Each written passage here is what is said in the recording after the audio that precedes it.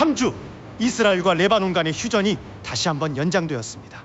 이 소식에 국제 정세가 요동치고 있는데요.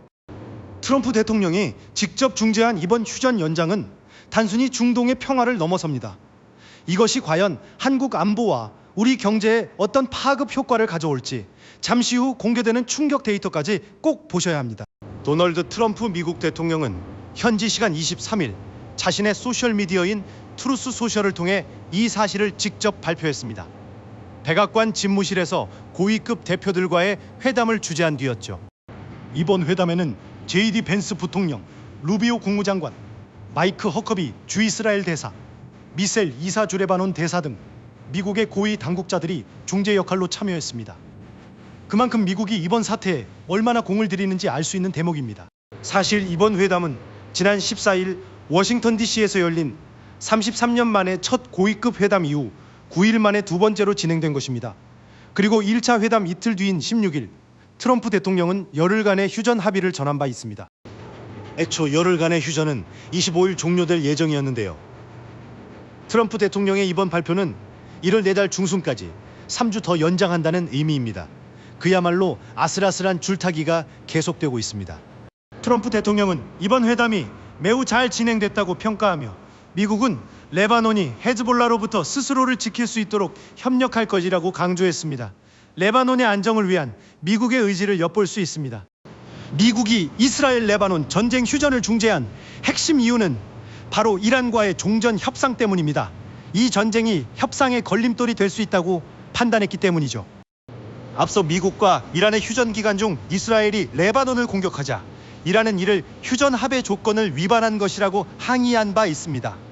중동의 복잡한 역학 관계를 잘 보여주는 부분입니다. 따라서 이번 휴전 연장이 불확실성이 가중되고 있는 미국과 이란 사이의 종전 합의에 어떤 영향을 미칠지 국제사회의 이목이 집중되고 있습니다. 자, 그러면 다음 내용도 한번 살펴볼까요?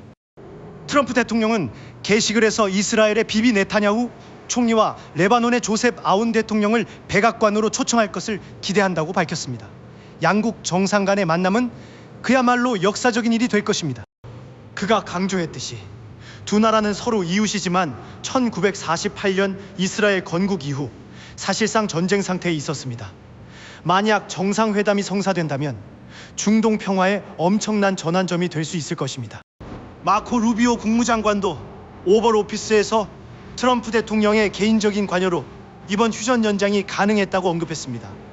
리더십의 중요성을 다시 한번 상기시키는 대목입니다. 루비오 장관은 이번 휴전 연장이 양국이 추구하는 항구적인 평화를 위해 계속 협력할 시간을 벌어준다고 평가했습니다. 평화를 위한 귀중한 시간을 확보한 셈이죠. 그는 이스라엘과 레바논 모두 친일한 무장 세력 헤즈볼라의 피해를 받아왔다며 문제는 자국 영토 내에서 활동하는 테러 조직에 있다고 지적했습니다. 이 위협은 반드시 제거되어야 한다고 못 박았습니다. 루비오 장관은 몇 주 내에 이스라엘과 레바논 국민이 마땅히 누려야 할 항구적 평화에 한층 더 가까워질 것이라고 매우 낙관적인 전망을 내놓았습니다. 과연 그의 기대처럼 될까요? 트럼프 대통령은 양국 간의 포괄적인 평화 중재를 목표로 하고 있다고 CNN은 전했습니다. 단순한 휴전을 넘어선 근본적인 평화를 추구하는 움직임이 보이시나요? 중동의 불안정은 언제든 전 세계 안보와 경제에 큰 영향을 미칠 수 있습니다.